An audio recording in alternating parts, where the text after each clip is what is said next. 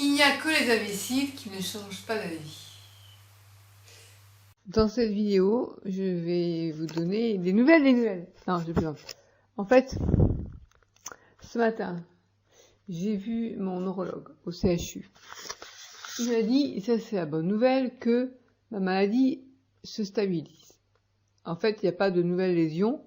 Et au niveau clinique aussi, il trouve que mon état est le même qu'il y a 6 mois, quand il m'avait vu. Donc ça, c'est positif. On a parlé très peu, finalement, de ma situation. Il m'a pas donné trop d'idées. Cette fois-ci, c'est vrai que la consultation a été assez rapide. Mais j'ai appelé ma banquière pour lui parler de ce que j'envisageais, enfin, de voir avec elle ce que je pouvais faire ou pas par rapport à l'argent que m'a donné mon oncle pour me trouver un nouveau logement, en fait.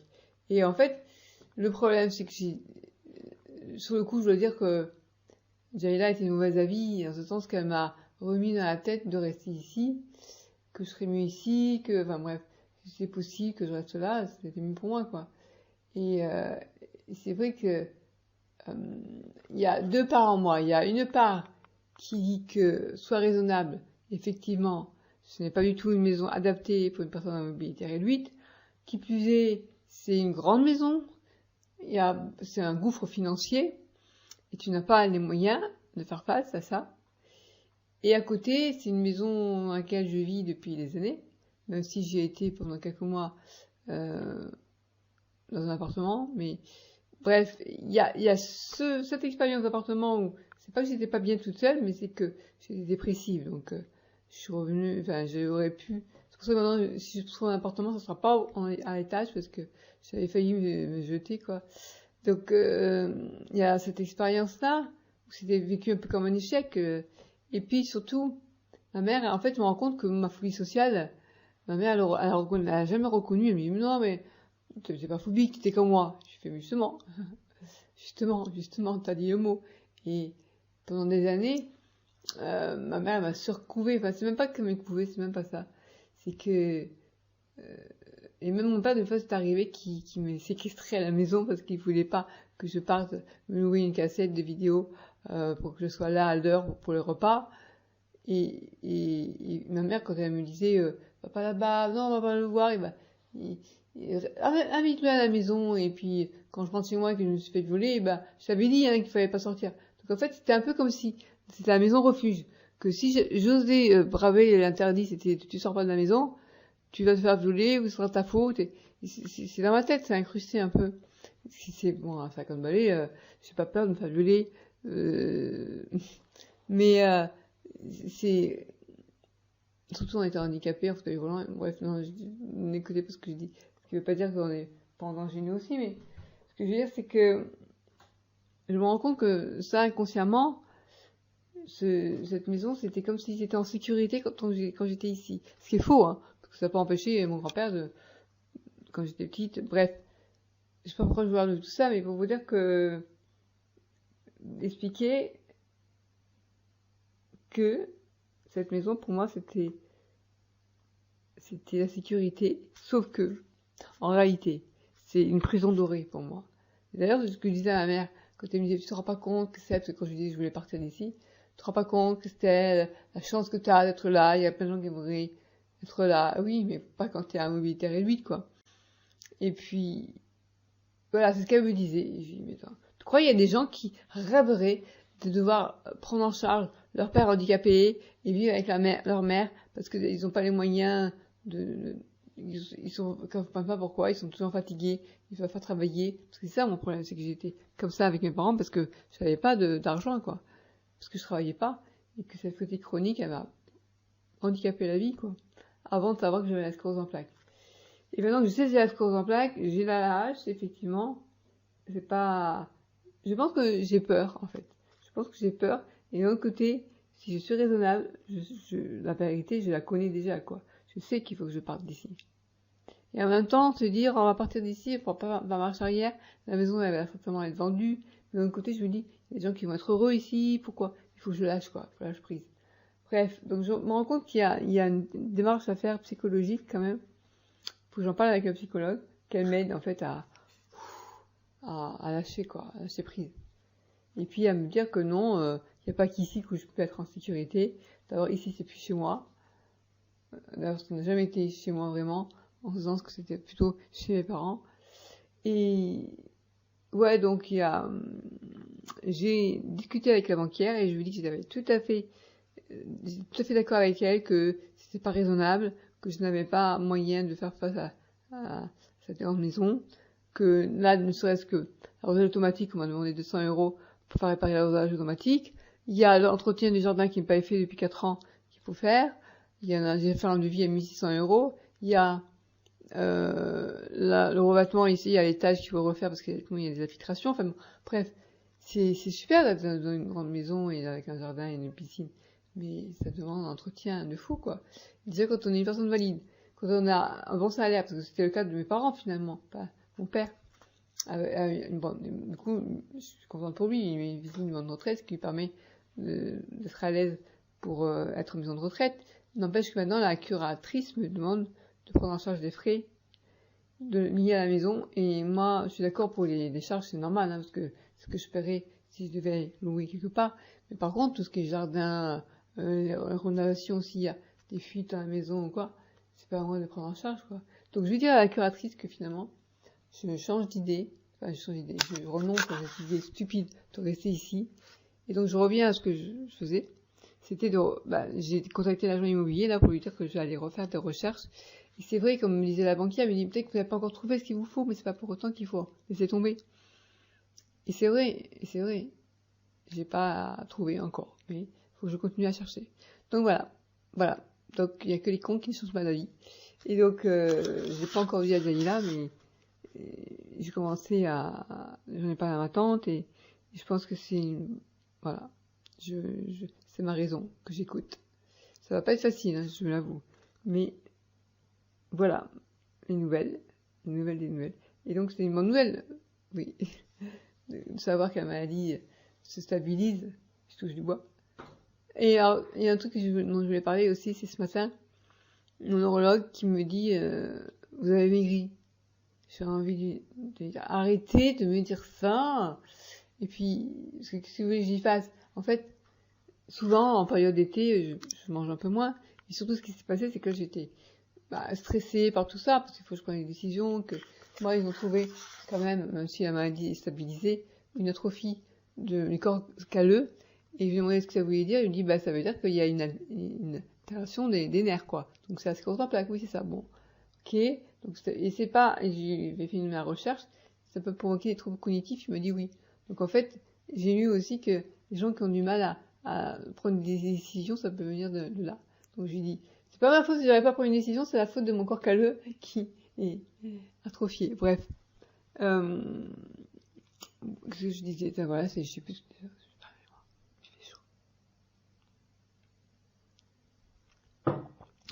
Oui, je disais. Ah oui, ça m'énerve quand il dit vous êtes maigre. Et donc ma maigreur vient du fait que j'ai été confinée pendant 2 mois, comme tout le monde, hein, et j'étais en pleine thérapie avec l'outil MDR pour régler mes traumatismes. Alors les traumas, au départ, je me suis dit c'est parce que je suis une enfant abusée que ça a créé la sclérose en plaques, puis il est arrivé à l'âge de 12 ans, donc juste au moment où mon grand-père est mort.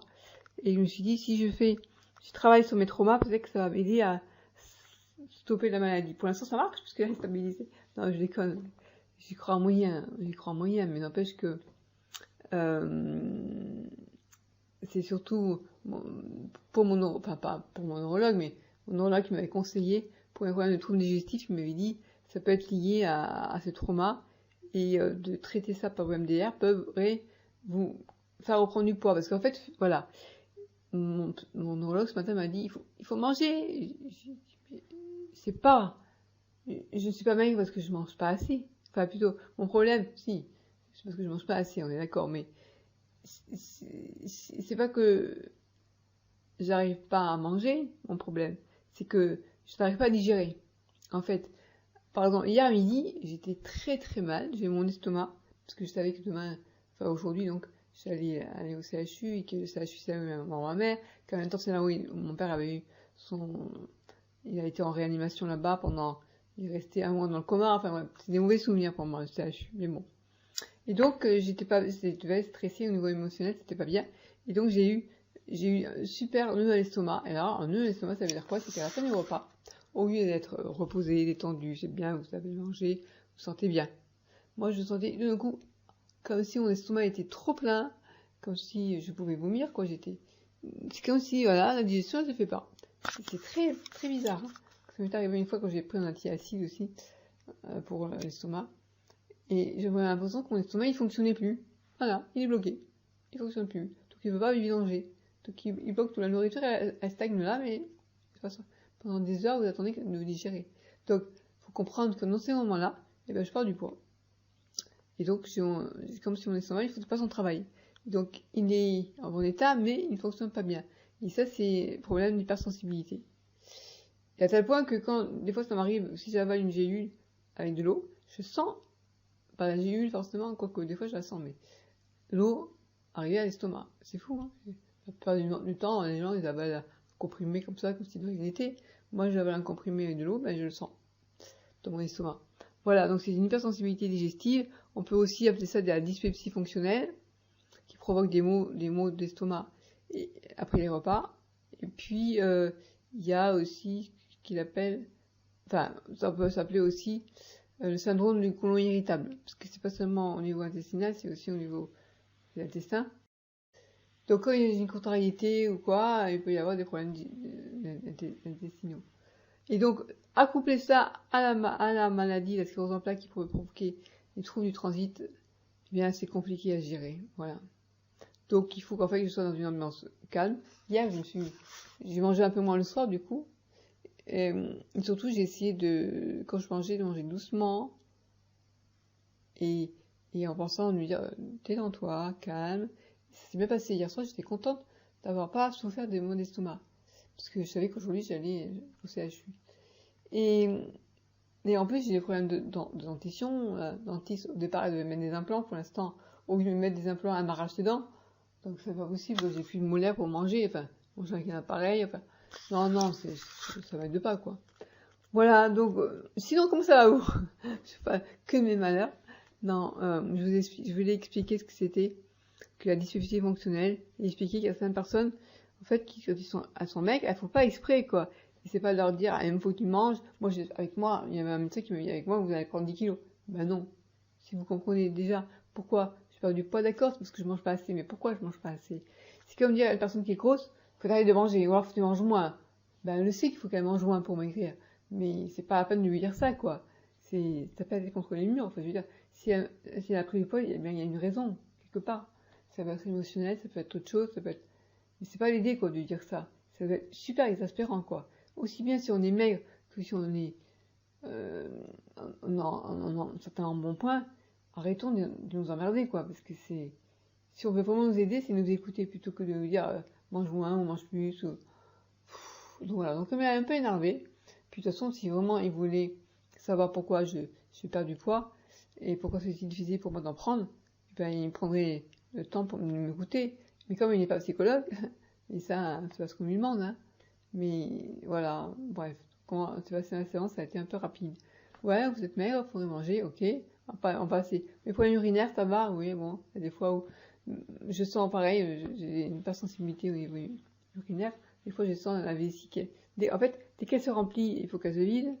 Et je sens, des fois, en pleine nuit, il faut que je me réveille, sinon je me sens pas bien. Voilà, toute la séance, elle passait comme ça, quoi. Elle me pose des questions, je réponds. J'ai pas trop envie de passer un temps fou, parce que ça me saoule d'être là. Donc je réponds rapidement. Ok, on peut faire quelques pas pour voir combien... J'ai dû marcher 60 mètres aujourd'hui, ouais.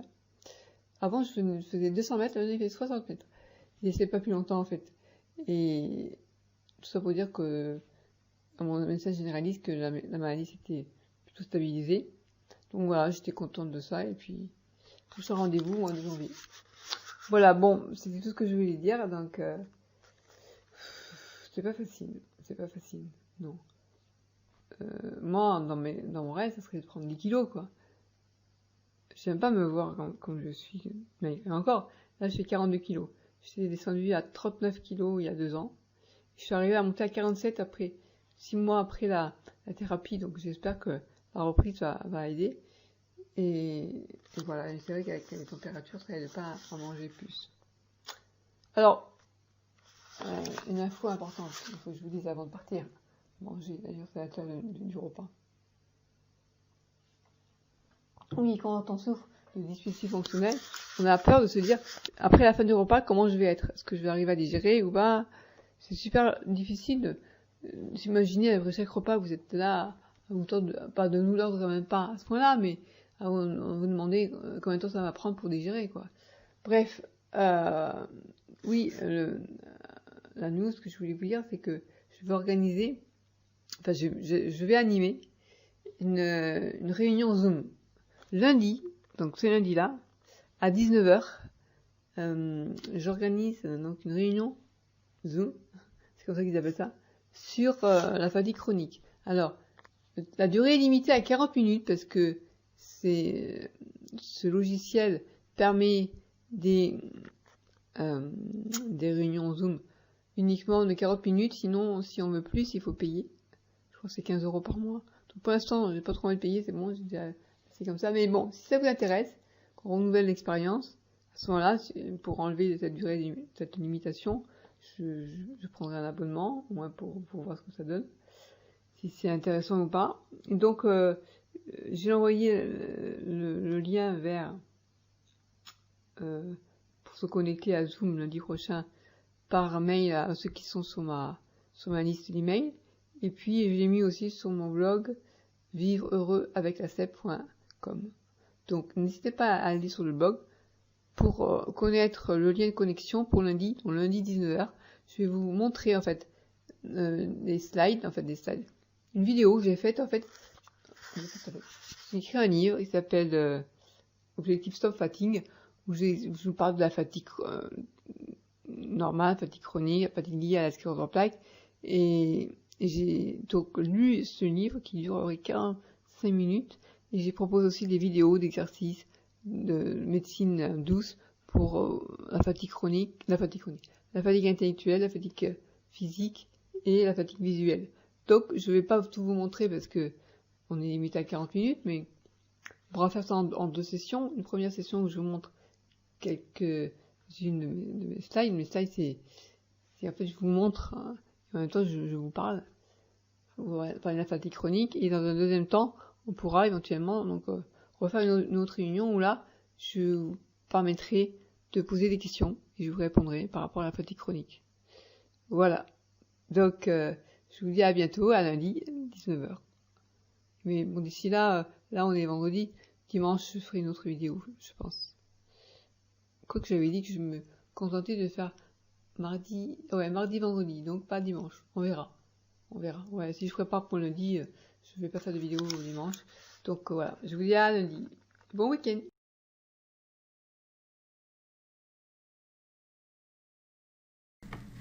Objectif Stop Fatigue. Bienvenue dans cette vidéo qui vous présente comment comprendre et gérer la fatigue chronique spécifique à la sclérose en plaques. Tout d'abord, un petit sommaire. Donc, après les mentions légales et une introduction, je vais vous présenter dans le chapitre 1, qu'est-ce que la fatigue? Doit-on parler de la ou des fatigues? Quels sont les signes de la fatigue? Quelles sont les causes possibles de la fatigue? Comment faire reconnaître et comprendre sa fatigue à son entourage? Est-il possible d'évaluer la fatigue ressentie? Pourquoi la fatigue chronique représente-t-elle un réel handicap pour les personnes qui en souffrent?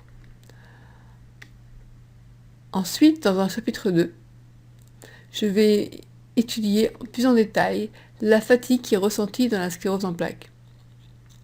Tout d'abord, on va parler cette fatigue spécifique à la sclérose en plaques a pour caractéristique qu'elle est sans relation directe avec l'intensité de l'effort fourni. Il n'y a pas non plus de lien entre la fatigue et la gravité de la maladie. On va distinguer la fatigue primaire et la fatigue secondaire. On va chercher à expliquer comment expliquer en fait la fatigue sépienne. Il n'y a pas ou peu de traitements médicamenteux réellement efficaces. La fatigue chronique est-elle un trouble fréquent dans la sclérose en plaques? Et enfin, les différentes fatigues ressenties par les malades. Et on finira par les témoignages de malades. Dans le chapitre 3, je vais vous donner des conseils et astuces pour apprendre à gérer la fatigue chronique ressentie dans la sclérose en plaques. En fait, la stratégie à mettre en place pour apprendre à gérer cette fatigue. On va d'abord identifier les activités qui sont source d'une grande fatigue. Ensuite, on va chercher à analyser les résultats obtenus dans le journal d'activité. Et puis, on pourra enfin procéder aux modifications nécessaires. Dans un chapitre 4, vous allez pouvoir pratiquer quelques-unes des médecines douces que je vous propose pour agir sur votre fatigue chronique, physique, la fatigue intellectuelle, mais également la fatigue visuelle. Alors, entrons dans le vif du sujet.